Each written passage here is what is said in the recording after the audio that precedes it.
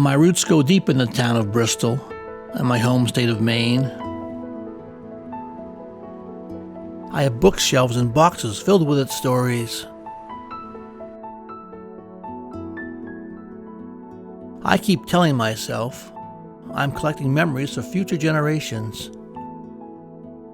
But unless we start sharing these stories while we're still here, the thing we're collecting most of all is dust.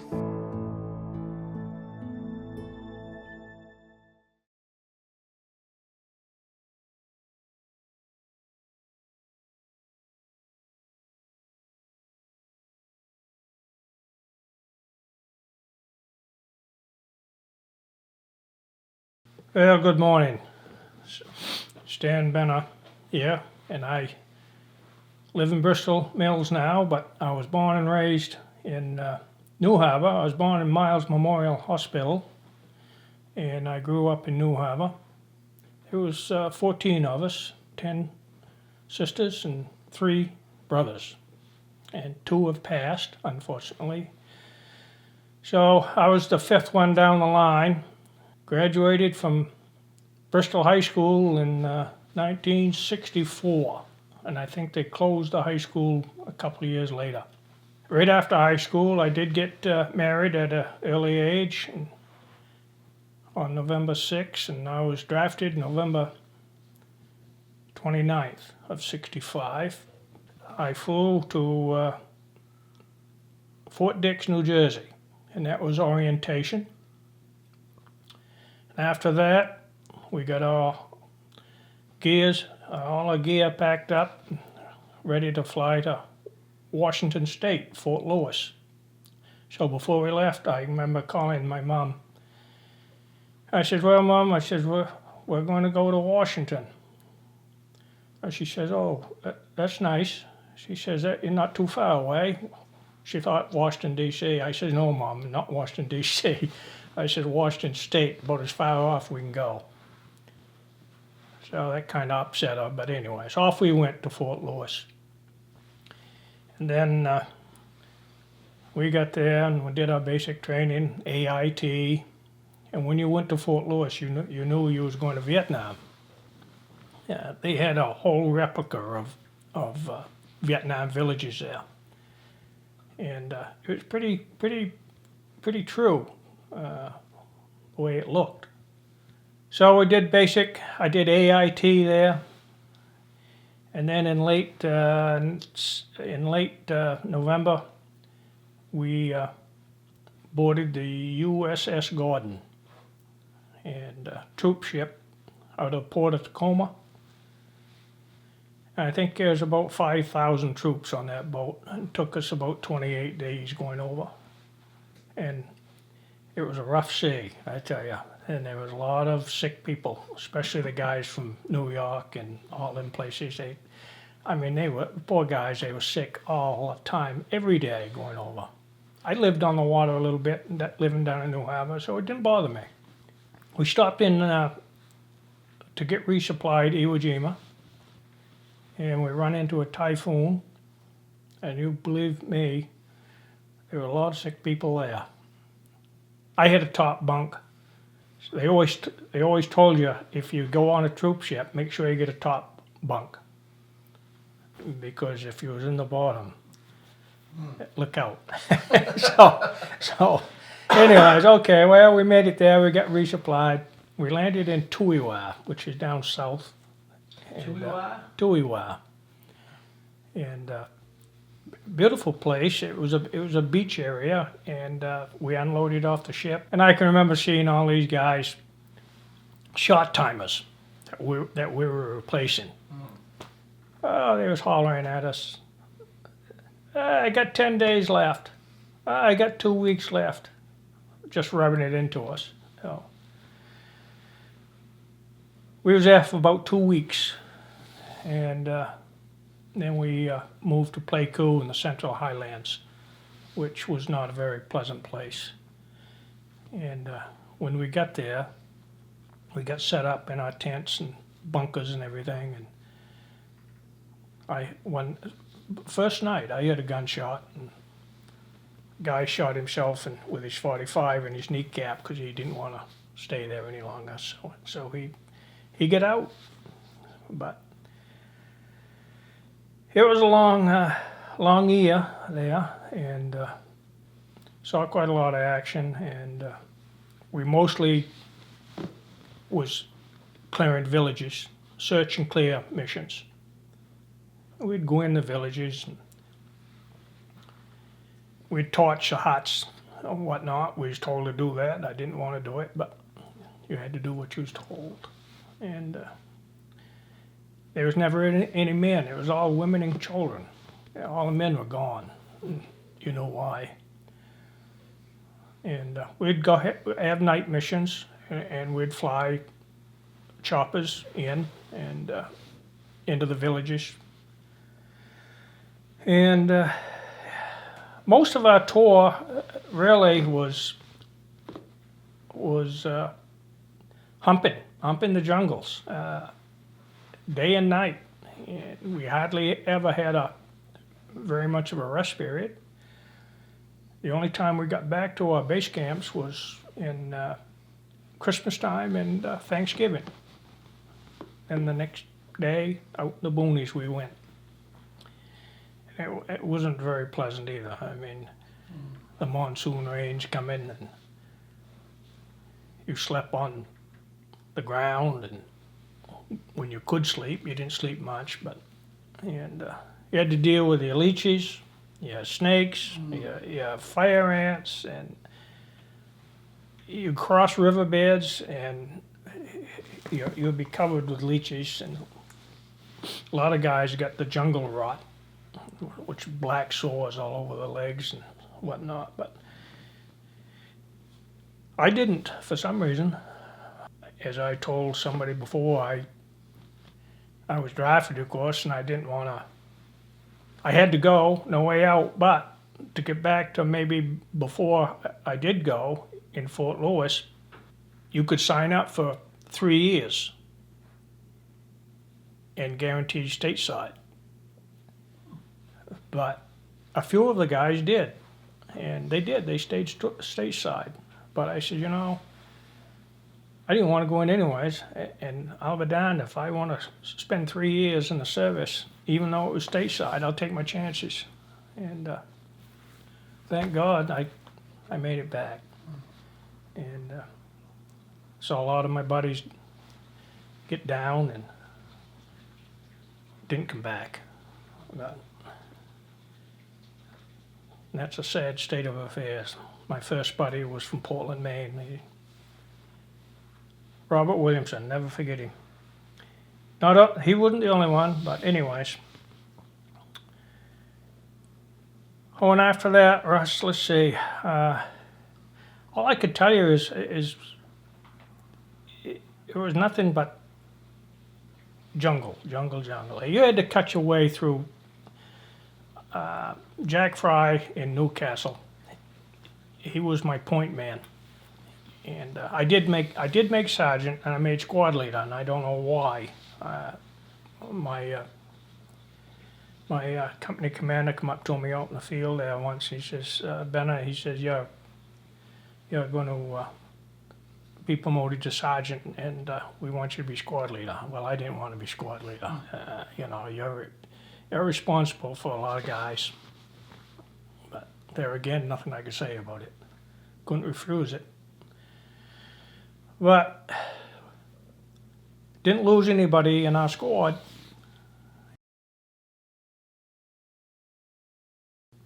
I was in A company. There was A, B, and C company.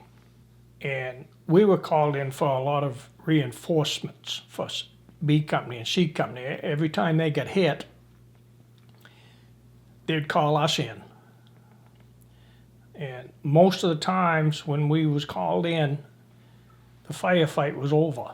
And what we had to do, a lot of it was let the B company or C company rest, and we'd clean up the mess a lot. And you had about a 150-pound backpack. Oh. And of course your fatigues, your boots, we all had to carry 100 rounds of M60 machine gun around us for the machine gunners. You had your hand grenades. We had about 6 hand grenades, 3 here and 3 here. And all your magazines for your M16 rifle. They were 20 round magazines. I always thought, I said, you know,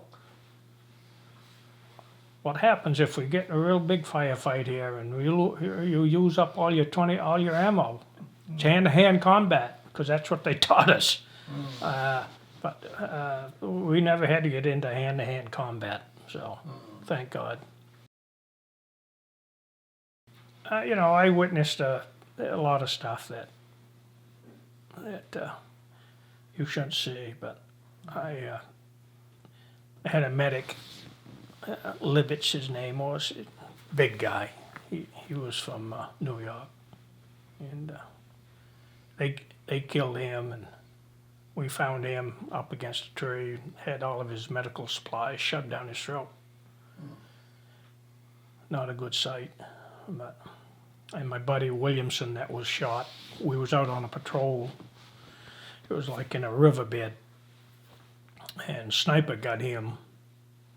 And we tracked him down. We tracked two of the Viet Cong down. When you get further north in Vietnam, it was the NVA, the Army, you know. But down where we was in Tui Wa and some places in the Central Highlands, it was Viet Cong. It was more or less the villagers, the men in the villages that would go out. They were smart. They wasn't dumb, and they were out there watching us. We was trying to find them, but they were watching us, and they knew. We used to go up these mountains because that's what the Highlands was all. It was all hills and mountains. I mean, you probably heard Hill 724, Battle of Duck Toe, and all that stuff. Well, that's where we was in the end, up near Duck Toe. And then when C Company got hit, we went to reinforce them, and they got wiped out. C Company. The Battle of Tet, when everybody was supposed to be a ceasefire, I guess, you know. Yeah. But anyways, that was in 68, I think. Well, I left in 67, September of 67. If we'd been there probably another 2 or 3 months, I wouldn't be sitting here. And because my company, my A company, that replaced us, they were annihilated. They got completely wiped out.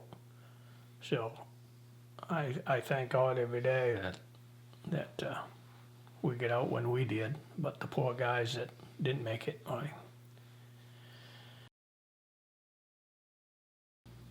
I got malaria. Oh, at that time they didn't know what it was, but we was out in the boonies.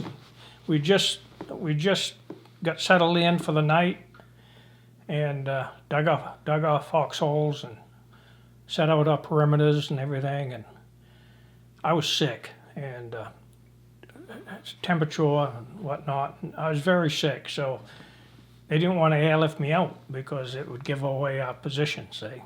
And but I was so bad that the medic said, he's got to go. He's got to get out of here. So they did. They got a chopper and they airlifted me. I went to Cameron Bay Hospital, beautiful beach. And so the next morning, I didn't know. I thought I was back stateside, to be honest with you. I was out of it. So I opened my eyes. There was Dougie McGuire standing at the foot of my bed. And he was married to my aunt, Janice. How he knew I was there, I'll never know. And he was in transportation, so he might have heard from somebody that, I don't know, to this day, I don't know. And I never asked him, when I come home, I never even asked him how he knew I was there. But my cousin Danny was there, but I never saw Danny. And of course, I was drafted with a lot of local guys here too. I mean, Jack Fry, Lenny Ugly, Paul Bryant, a couple others. But Lenny and Philip York and Paul volunteered for the 3 years, so they was on stateside. After I got out of the hospital, I was there for about 30 days, and that was, of course, took off my tour of duty, so that was good. And of course, going over on the boat, it was 28 days off the tour, and 30 days in the hospital was off the tour. So You were counting them all? yeah, I was, but you know, when you leave your guys, it does something to you, you know. You don't want to leave them, but you got to do what you got to do. But anyways, so when I was there, I left the hospital, went back out into the field for about I was probably out there for 3 weeks, and the company commander hollered my name, Benner, pack your bags, you're going home. So I packed my bags and off I went. They took me back to a primary base camp in Playcool, processed me out, and then again, it was very hard to leave them, especially, you know, you're side by side all the time. And but I did, and I flew back to San Francisco, got processed out there, and come back home. Coming home here, you know, we was told not to wear uniforms when we get off, when we come back. Don't wear your uniforms home, and I never did. Matter of fact, I didn't bring anything back with me. I mean, I left everything. The only, just my dress uniform that I had in a bag. That was it. I remember coming home. My father and mother picked me up in Portland, and I went right to their house, and I went right to bed. And my mother and father never asked me what I'd gone through, but my sisters told me that my mom cried every night that I was there, because they was watching the news, and it was all broadcast on the news, you know, which I don't think is the right thing to do. But let's see, I went to work at Bath Iron Works when I come out, and I worked there for 5 years. Then I went into work for Colby and Gale Oil Company. I worked for them for 16 years, and I went on my own oil burner business, and I did that for 20 odd years, and retired 6 years ago, and here I am. I survived everything. Yeah. We did have some great news that our oldest daughter, because she got married a couple of years ago, so we're going to be grandparents. That's I just found that out a little while ago. So, well, when you went to Vietnam, I mean, I was drafted for 2 years, Okay. so we was here in the States for a year, and then we went over there for a year.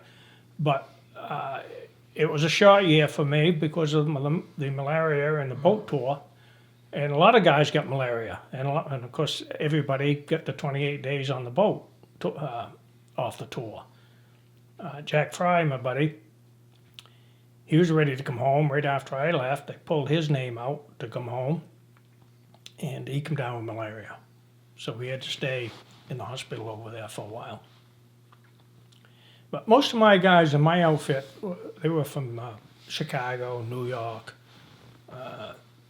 great bunch of guys, and I keep in contact with them. I belong to the 4th Infantry Division Association, and I've been to 3 or 4 reunions that they have, you know, Albany, New York. They had one in Portland, Maine.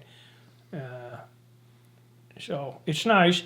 I never saw anybody at the reunions that were in my outfit, but of course you meet a lot of, you know, Vietnam vets that you become friends with, and which is good. You all keep together, you know.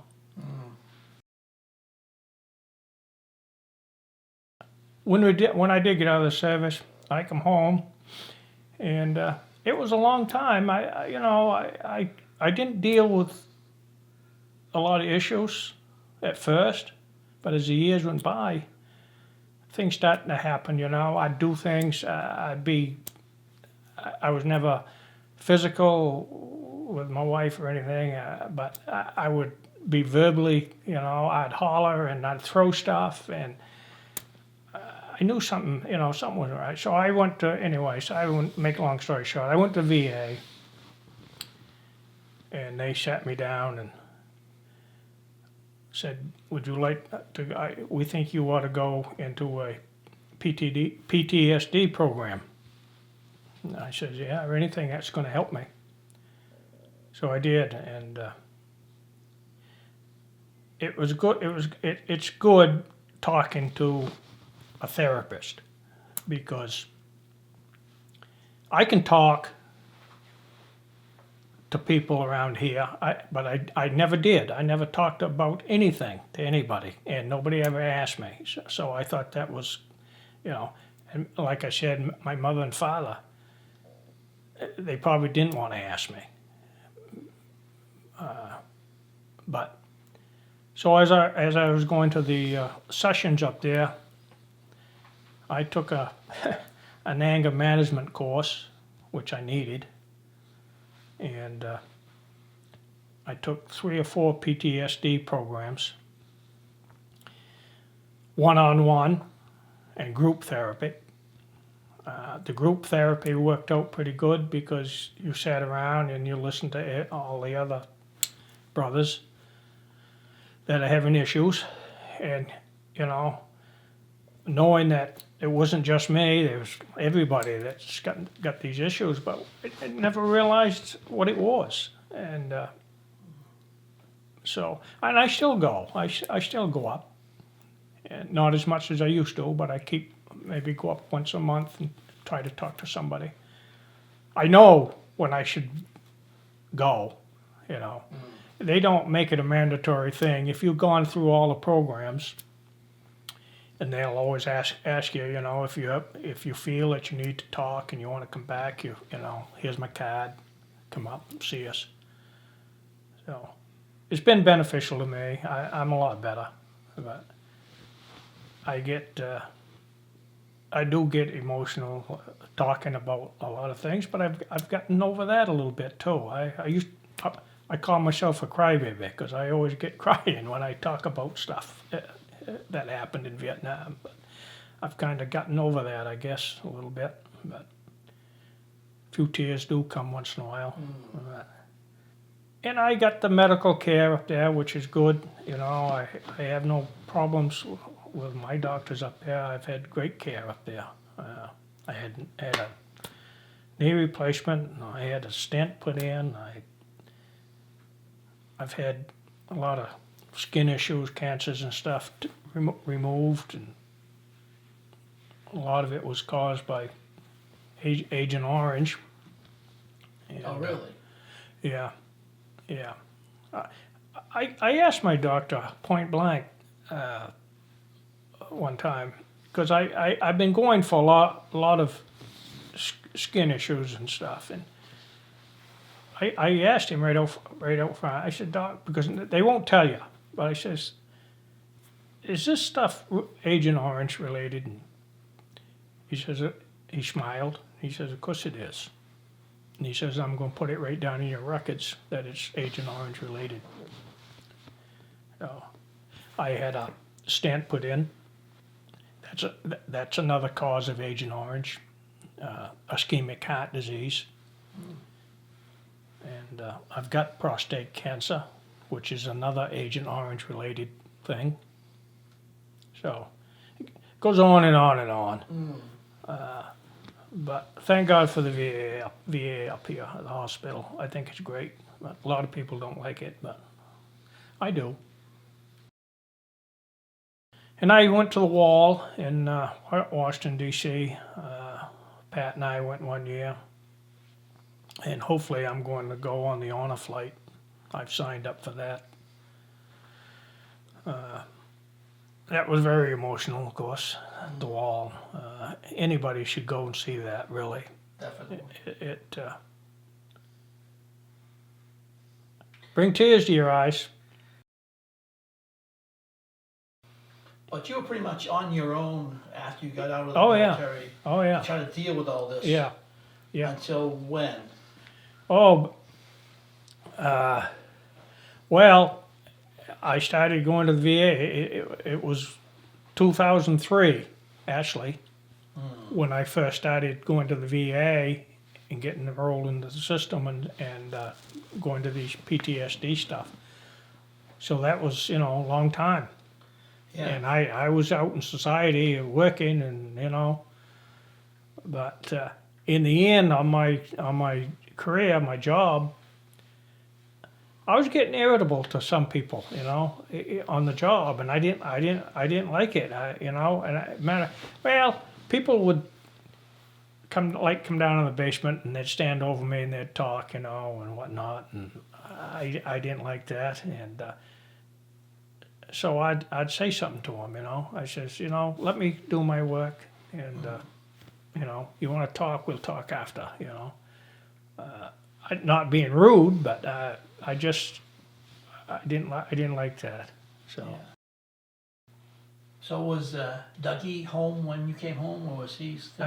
Yes, Dougie was home. Yeah. I think he was. Because he went over before I did. So he must have gotten out before I did. So did you guys ever talk about it? Anything?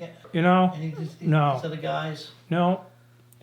Not with Dougie, but of course with the other guys that I was with, we get together. The guys from New York and Chicago, we get together every once in a while. Matter of fact, I had a Vietnam buddy from New York here a couple of weeks ago. Him and his wife come up to visit, and I've had a lot of the guys come up. I can remember coming home, and Dougie picked me up. We took a ride down Pemquid Point, and around the area there, and we talked about it a little bit, but not a heck of a lot. And like I told you, I didn't even ask him how he knew I was there. I don't know why either. I ought to ask Janice. Maybe she knows. I don't know. But it was quite a sight to see, I tell you. It surprised me when I opened my eyes and saw him there. I bet it did. And the last thing he said to me, I always remember what he said to me. He says, "You be careful out there." I says, "I will."